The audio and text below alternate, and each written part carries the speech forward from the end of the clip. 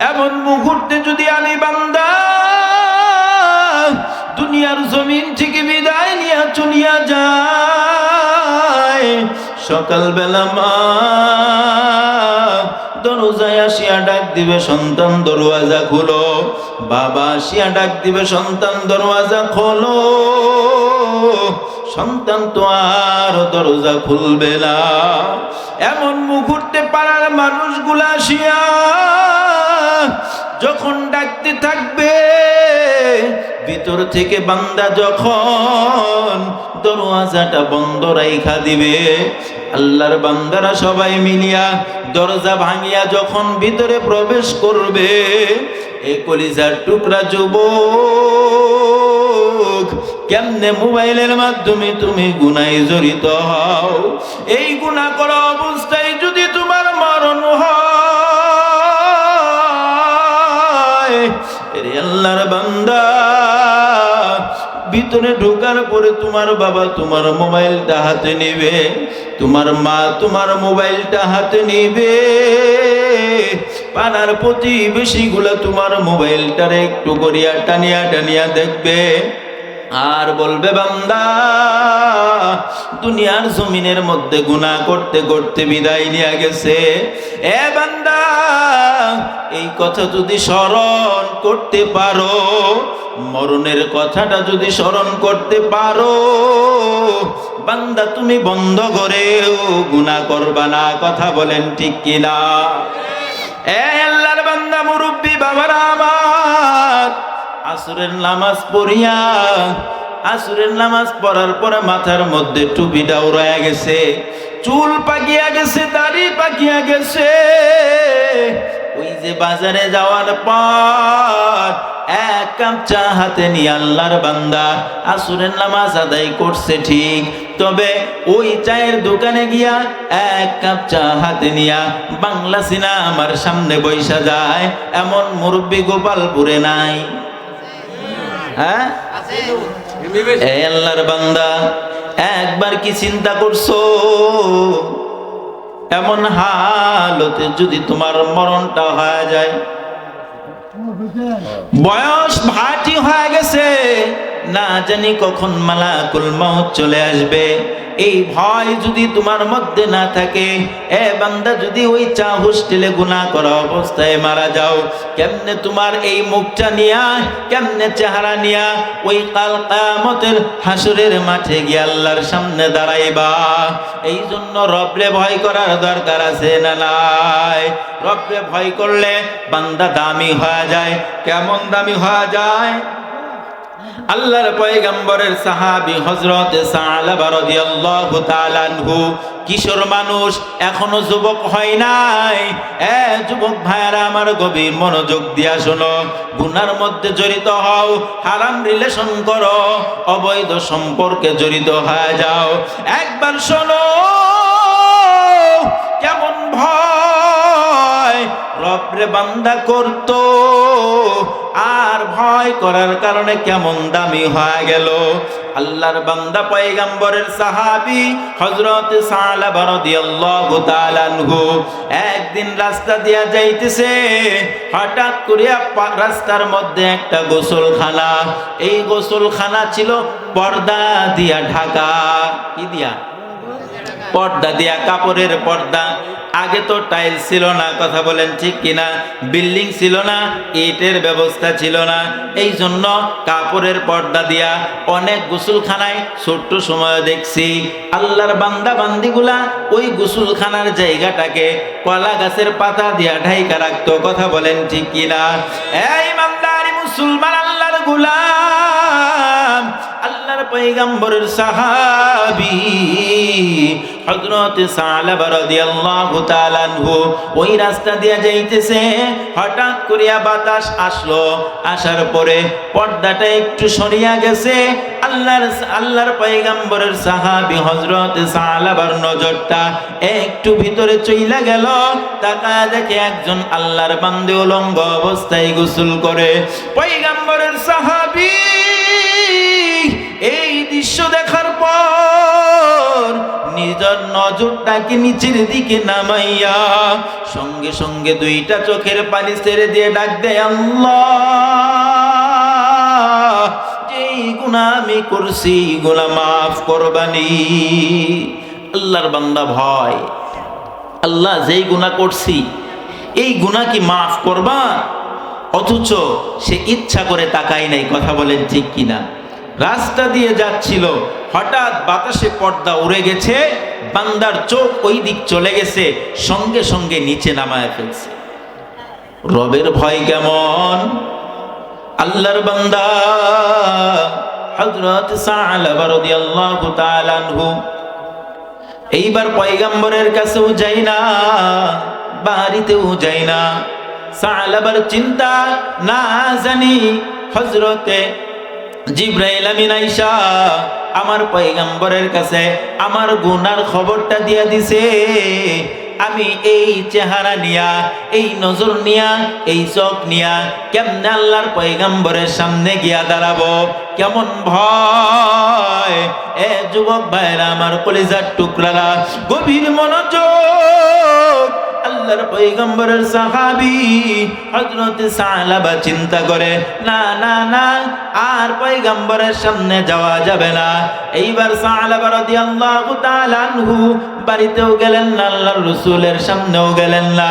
সাহাবী এবার যাইতে যাইতে দূর এক অঞ্চলে গিয়া পাহাড়ের চূড়ায় বৈশা বৈশা কান্না করে আর সিজদা দেয়, মালিক, যেই গুনাহ করলাম, ও আল্লাহ, এই গুনাহ মাফ করবেন নি, এই গুনাহ মাফ করবেন নি। একদিন, দুই দিন, তিন দিন, এক সপ্তাহ, দুই সপ্তাহ হয়ে যায়। এক মাস হওয়ার পর পয়গম্বর ডাক দিয়া কয়, রে ওমর, আমার সাআলাবা কই? সাআলাবারে তো দেখি না। এক মাস হয়ে গেল, সাআলাবা আমার কাছে আসে না। হযরত ওমর রাদিয়াল্লাহু তাআলা আনহুকে বলেন, এ ওমর, যাও কয়েকজন সাহাবী মিলা গিয়া হযরত সাআলাবারে খুঁজানো, সাআলাবারে খুঁজানো। হযরত আমিরুল মুমিনিন হযরত ওমর রাদিয়াল্লাহু তাআলা আনহু সাআলাবার খুঁজে বের হয়ে গেল। দূর ওই পাহাড় পর্যন্ত যাওয়ার পর দোকানপাটে জিগায়, তোমরা কি সাআলাবারে দেখছো? দোকানওয়ালারা বলে, সাআলাবাকে চিনি না। এরপরে বলে, সাআলাবা দেখতে এমন, বয়স এমন, গায়ের রং এমন। এরপরে একজন ডাক দিয়া কয়, একজন যুবক এমন দেখছি, তবে সে তোমাদের সাআলাবা কিনা জানি না। তবে আল্লাহর বান্দা পাহাড়ের ওই চূড়ার মধ্যে থাকে আর কান্নার আওয়াজ মাঝে মধ্যে নিচে নাইমা হালকা পাতলা কিছু খানা খায় নাই, খানা খায়ার পরেও কান্না, যায় আবার কান্না, আসার সময় কান্না। এ কলিজার টুকরা যুবক, রবের ভয় কারে কয়? কেমন গুনাহ করছে? অল্প একটু গুনাহ অনিচ্ছাকৃত হয়ে গেছে, এরপরেও এই গুনার জন্য এত পরিতপ্ত, এতটা গুনার জন্য ভয়, জাহান্নামের আগুনের ভয়, আল্লাহর পয়গম্বরের সামনে যাইতে পারে না, লজ্জা। ওমর রাদিয়াল্লাহু তাআলা আনহু অপেক্ষা করতেছেন। কিছুক্ষণ পর সাআলাবা রাদিয়াল্লাহু তাআলা আনহু নিচে নাইমা আসছে।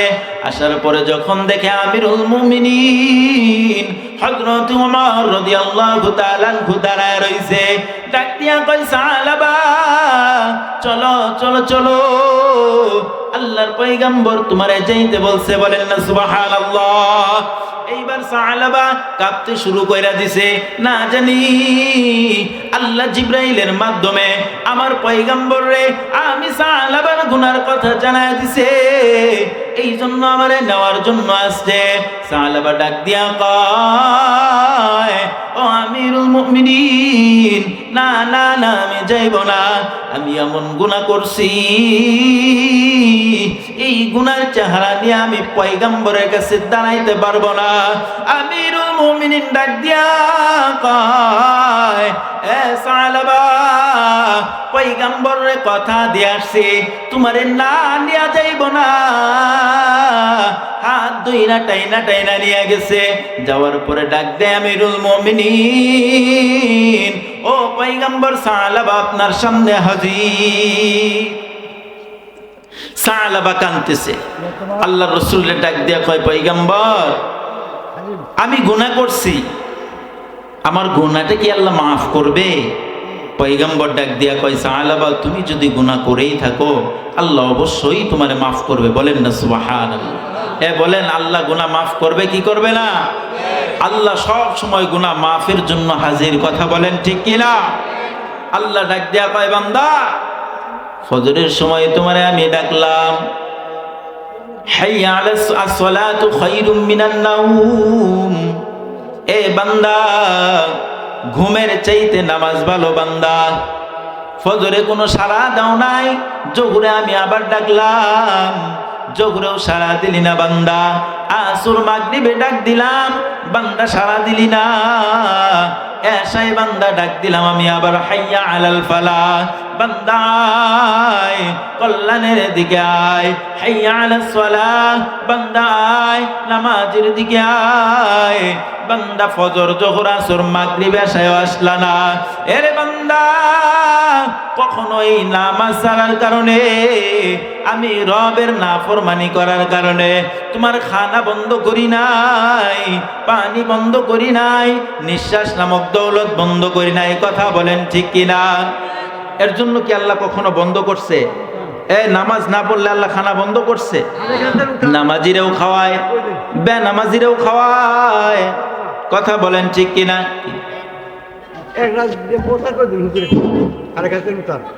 আলহামদুলিল্লাহ, জাযাকাল্লাহু তাআলা খাইরান।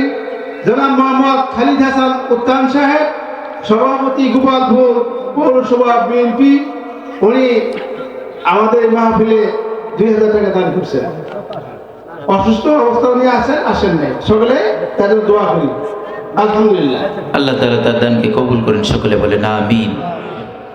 এই জন্য বলতেছিলাম, রবের এত এত নাফরমানি আমরা করি, আল্লাহ কখনো খানা বন্ধ করলেন না, কখনো পানি বন্ধ করলেন না, কখনো নিঃশ্বাস নামক দৌলত বন্ধ করলেন না। কথা বলেন ঠিক কিনা?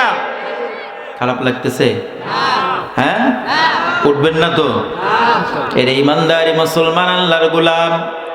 বলতেছিলাম আল্লাহরে ভয় করলে বান্দা কেমন দামি হয়। এ যুবক, দিলের কান লাগায় শুনো, আল্লাহরে ভয় করলে কেমন দামি হয়ে যায়। এইবার আল্লাহর পয়গম্বর সালাবারে ডাইকা নিয়া আল্লাহর রসুল সালাবার মাথাটা নিয়া আল্লাহর রসুলের উরুর উপরে রাইখা দিছে। বলেন না সুবহানাল্লাহ। আরে এইখানে এই কথার চাইতে আপনাদের কাছে ভ্যান দামি হয়ে গেল। একটা ভ্যান ঢুকছে, সবাই তাকায় রয়েছে। এই আলোচনা দিয়ে কি হবে?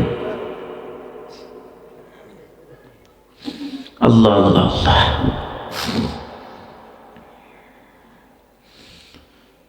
এই জন্য আল্লাহরে যদি কেউ ভয় করতে পারো, ভয় করার মতো ভয় করতে পারো, কেমন দামি হয়ে যায়। আল্লাহর পয়গম্বর সালাবার মাথাটা নিয়া আল্লাহর রসুলের উরুর উপরে শোয়াইয়া সালাবারে কয়, সালাবা বিশ্রাম করো, বিশ্রাম করো। এ সালাবা, কান্না করবা না, আল্লাহ অবশ্যই তোমার গুনাহ মাফ করবে। আল্লাহর রসুল শোয়া শোয়া সালাবারে বুঝ দেয়। এরপরেও সালাবা উইঠা ওইখান থেকে চইলা যাইতে চায়, লজ্জায় রসুল রে মুখ দেখাইতে পারে না।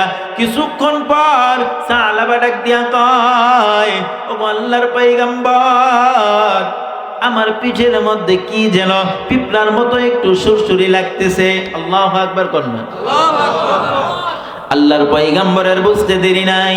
পয়গম্বর ডাক দিয়া কয়, সালাবা দেরি করবি না, দেরি করবি না, কালিমায়ে শাহাদাত পয়রা লও, কালিমায়ে শাহাদাত পয়রা লও। সালাবা কালিমায়ে শাহাদাত পয়রা নাই, সঙ্গে সঙ্গে আল্লাহর রাসূলের উরুর উপরে মাথাটা রাইখা দুনিয়ার জমিন থেকে বিদায় নিয়ে চইলা যায়। আল্লাহু আকবার। মৃত্যুবরণ করার পর আল্লাহর পয়গম্বর ডাক দিয়া কয়, এ ওমর, সালাবার জানাজার জন্য সালাবার লাশের খাঁটি আমি পয়গম্বর কাঁধে নিব। বলেন না সুবহানাল্লাহ। কেমন দামি, কিসের জন্য দামি? রব রে ভয় করছে, এই এক ভয়ের কারণে আল্লাহ এত দামি বানায় দিছে। কথা বলেন ঠিক কিনা?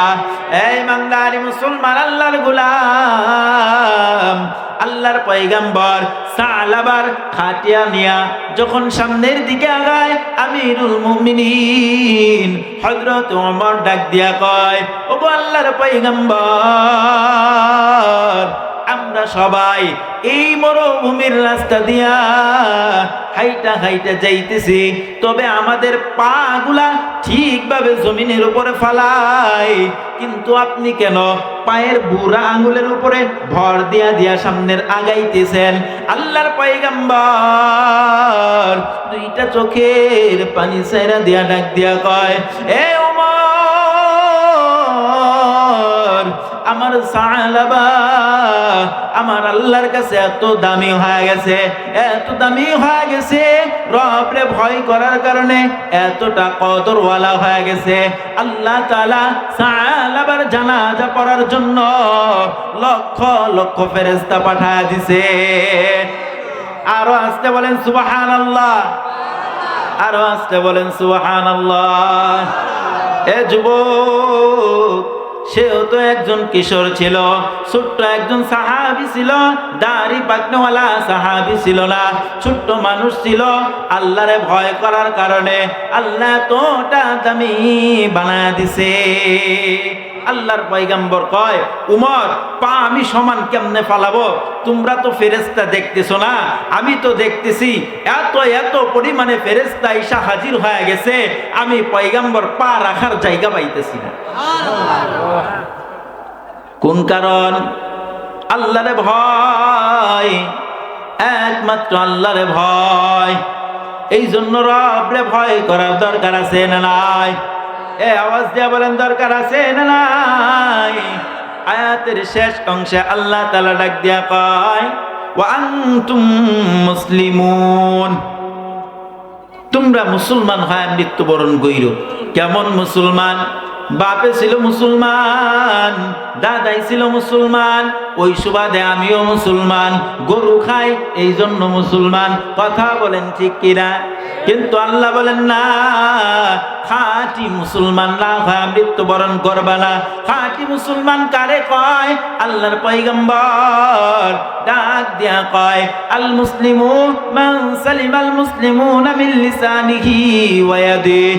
এ উম্মতের দল, খাঁটি মুসলমান সে, খাঁটি মুসলমান সে যার হাত এবং জবান থেকে অপর মুসলমান নিরাপদ। খাঁটি মুসলমান কারে কয়? বুঝেন নাই কথা? যার হাত এবং জবান থেকে অপর মুসলমান ভাই নিরাপদ থাকে। আজকে তো আমার হাত থেকে, আমার জবান থেকে আমার মা নিরাপদ না, আমার বাবা নিরাপদ না, অপর মুসলমান তো দূরের কথা। হ্যাঁ, আজকে তো সন্তানের হাত, সন্তানের জবান, সন্তানের পা থেকে মা বাবাই নিরাপদ না। কত কুলাঙ্গার সন্তান আছে মার বুকের মধ্যে লাথি মারে, কত কুলাঙ্গার সন্তান আছে মায়ের উপরে হাত উঠায়, কত বেয়াদব সন্তান আছে মা বাবারে ধমক দেয়া কথা কয়। আছে না নাই? আপনাদের গোপালপুরে নাই? এই দিকেও আছে। আল্লাহ মাফ করেন, মাফ করেন। অথচ আল্লাহ পাক রব্বুল আলামিন বলেন, অকযা রব্বুকা আল্লাহ তা'বুদু ইল্লা ইয়্যাহু ওয়া বিল ওয়ালিদাইনি ইহসানা। আল্লাহ ডাক দিয়া কয়, এ বান্দা, এ গোলাম, এ দুনিয়ার জমিনের মধ্যে আমি রবের ইবাদত করবা, অন্য কারো ইবাদত করবা না। এইটা শুরুর অংশে আল্লাহ বলেন। এরপরে বলতেছেন ওয়াবিল ওয়ালিদাইনি ইহসানা, এ সন্তান মা বাবার সঙ্গে সৎ ব্যবহার করবা, মা বাবার সঙ্গে ইহসান করবা, মা বাবার সঙ্গে ধমকের সুরে কথা বলবা না। ফালা তাকুল লাহুমা উফিন, মা বাবার সঙ্গে উফ শব্দটুকু করবা না। আবার ডাক দেয়া কয় ওয়ালা তানহারহুমা, আল্লাহ ডাক দেয়া কয়, এ বান্দা, মা বাবারে কখনো ধমক দেয়া কথা বলবা না। আল্লাহ স্বয়ং শিখা দেয়। এরপরে বলেন ওয়ালা তাকুল লাহুমা কাওলান কারীমা, মা বাবার সঙ্গে উফ শব্দ করা যাবে না, মা বাবারে ধমক দেয়া কথা বলা যাবে না। তাহলে কেমনে কথা বলবো? আল্লাহ তাআলা বলেন ওয়ালা তাকুল লাহুমা কাওলান কারীমা, মা বাবার সঙ্গে শিষ্টাচার পূর্ণ ব্যবহার করবা, নরম সুরে কথা বলবা, ভদ্র সুরে কথা বলবা, আদব নিয়ে কথা বলবা, মারে কষ্ট দিবা না, বাবারে কষ্ট দিবা না। এ কলিজার টুকরা যুবকের আমার, কেমনে মারে কষ্ট দাও, কেমনে বাবারে কষ্ট দাও। এই মা বাবা তোমার জন্য আমার জন্য কত কিনা করছে, কথা বলেন ঠিক কিনা? আজকে মা নিজের জীবনের ঝুঁকি নিয়া দুনিয়ার মুখ তোমারে আমারে দেখাইলো, ওই মারে তুমি কষ্ট দাও। আল্লাহর পয়গম্বরকে সাহাবী ডাক দেয়া কয়, ওগো আল্লাহর পয়গম্বর, খেদমত করবো কার? আল্লাহর রাসূল ডাক দেয়া কয় উম্মুকা, তোমার মায়ের। এরপরে পয়গম্বরকে আবার বলতেছি না, এরপরে কার? আল্লাহর রাসূল আবার ডাক দেয়া কয় তোমার মায়ের। এরপরে ডাক দেয়া কয় কার? তারপরে আল্লাহর পয়গম্বর বলতেছেন তোমার মায়ের। কয়বার বলছে? 3 বার বলছে। 4 বারের সময় সাহাবী যখন বলছে ওগো আল্লাহর পয়গম্বর, এরপরে খেদমত করব কার? আল্লাহর পয়গম্বর ডাক দেয়া কয় আবুক, তোমার বাবার। তোমার বাবার। 4 নম্বরে বাবা। মায়ের কথা কেন 3 বার আসলো? কেন 3 বার আসলো? কারণ মা তোমারে আমারে নিয়া যেই 3টা কষ্ট করছে, বাবা করে নাই। 1 নাম্বার কষ্ট, 10 মাস 10 দিন মা তোমারে আমারে গর্ভধারণ কইরা রাখছে, কথা বলেন ঠিক কিনা? এইটার যে কত কষ্ট। এ যুবক ভাইরা আমার, যারা বিবাহ করছো, সন্তানাদির বাবা হয়ে গেছো, তারা বুঝো তোমার বিবি যখন গর্ভবতী ছিল কেমন কষ্ট কইরা দিনগুলা পারি দিছে, কেমন কষ্ট কইরা দিনগুলা পারি দিছে। মার বাবা একসঙ্গে খানা খাইতে বসছে, বাবা খানা খায়, মা হঠাৎ কইরা খানার প্লেট থেকে উঠা পেটের মধ্যে হাতটা দিয়া খাটের মধ্যে শুইছে, কান্নার কোনো আওয়াজ নাই। এমন একটা লাথি দিছে, সারাটা দিন হয়ে গেল খানা খাই না, পেটের মধ্যে ক্ষুধা নিয়া খানা খাইতে বসছিলাম, কলিজার টুকরা সন্তান এমন একটা লাথি মারছে, এই লাথির ব্যথার কারণে আমার খানার পেটের মধ্যে যায় না। পয়গম্বর ডাক দিয়া কয় এই কষ্টের পর তোমার মা তোমার জন্য আর একটা বড় কষ্ট সহ্য করছে, সেই কষ্টটা হলো প্রসব বেদনার কষ্ট, কথা বলেন ঠিক কিনা? এ প্রসব বেদনার সময় এত তীব্র একটা ব্যথা হয়, সায়েন্স বলে এই ব্যথার যদি 3-এর 1 অংশ কোনো সাধারণ মানুষের হয়, ওই বান্দাটা দুনিয়ার জমিনে বাঁচতে পারবে না। এর চাইতে 2 ডাবল বেশি ব্যথা নিয়ে মা তোমারে আমারে দুনিয়ার জমিনের মধ্যে আনছে। মা যখন প্রসব বেদনা শুরু হয়ে গেছে, ডাক দিয়া বলেন ও আমার মা, ও চাচি, ও খালা, আমার স্বামীর একটু ডাইকা দাও, আমার স্বামীর সঙ্গে একটু কথা বলতে চাই। স্বামী কাছে আসার পর ডাক দিয়ে বলেন ও প্রাণের স্বামী আমার মনটা কয় আমি আর দুনিয়ার জমিনে বাঁচবো না, তবে আপনার কাছে একটা শর্ত রাখা যায়, এই যে সংসার করলাম আমারে ক্ষমা কইরা দিবে। ও স্বামী আমার, দ্বিতীয় নাম্বার কথাটা, আমার নারী শিরাধন কলিজার টুকরা দুনিয়ার জমিনে আসার পর তারে কোনোদিন কষ্ট দিবেন না। আমি মা কি জিনিস ছিলাম, মায়ের কষ্ট কোনোদিন বুঝতে দিবেন না। ভালোভাবে শিক্ষিত বানায় মানুষের মতো মানুষ করবেন। মা এমন কথা বলে কি বলে না? এ সন্তান, মা তোমার জন্য আমার জন্য কেমন কষ্ট করছে। 10 মাস 10 দিন 3 নাম্বার কষ্ট, 2-2.5 বছর পর্যন্ত তোমার মা আমার মা আমাদেরকে দুধ পান করাইছে। শীতের দিন সবাই ঘুমায় গেছে, আব্বা ঘুমায় গেছে, দাদা দাদি তো ঘুমায় গেছে, সবাই ঘুমায় গেছে। মা সারাদিন কাজ করছে, কাজ করার পর রাত্রির বেলায় যখন বিছানায় তোমার আমারে নিয়ে শুয়ে পড়ছে, 10 মিনিট 15 মিনিট আরামের ঘুম চোখের মধ্যে আইসা গেছে। ঘুম ধরবে ধরবে বাপ, এমন মুহূর্তে ওয়া কয়া চিল্লানি দিয়া কান্না করছো, মানে মা দুধ পান করাও, দুধ পান করাও। মার ঘুম ভাঙা গেছে, আবার দুধ পান করা। কিছুক্ষণ পর যখন আবার ঘুমের জন্য তন্দ্রা আসছে, আবার কান্না করে উঠছো। কথা বলেন ঠিক কিনা? এই কষ্টটা মা সহ্য করছে কি করে নাই? মারে কেমনে কষ্ট দাও, কেমনে কষ্ট দাও। এ বান্দা, আজকে বড় কোম্পানির মালিক হইছো, বড় চেয়ারের মালিক হয়ে গেছো, টাকাওয়ালা হয়ে গেছো, গাড়িওয়ালা বাড়িওয়ালা হয়ে গেছো। এর পিছনে তুমি মনে করেছো ভালো রেজাল্ট করছো, ভালো কোম্পানির চাকরি পেয়ে গেছো, কিন্তু তোমার ভালো রেজাল্টের পিছনে মার চোখের পানি হিসাব ছাড়া পড়ছে। কথা বলেন ঠিক কিনা? আওয়াজ দিয়া বলেন ঠিক কিনা? মা কান্না করছে কি করে নাই? সন্তান যখন পরীক্ষা দেওয়ার জন্য চলে গেছে, মা যায় না মাঝে বৈশা বৈশা দোয়া করে, মা দোয়া করতেছে আল্লাহর কাছে, ও মালিক আমার সন্তানটারে তুমি ভালো রেজাল্ট করার তৌফিক দান কইরো।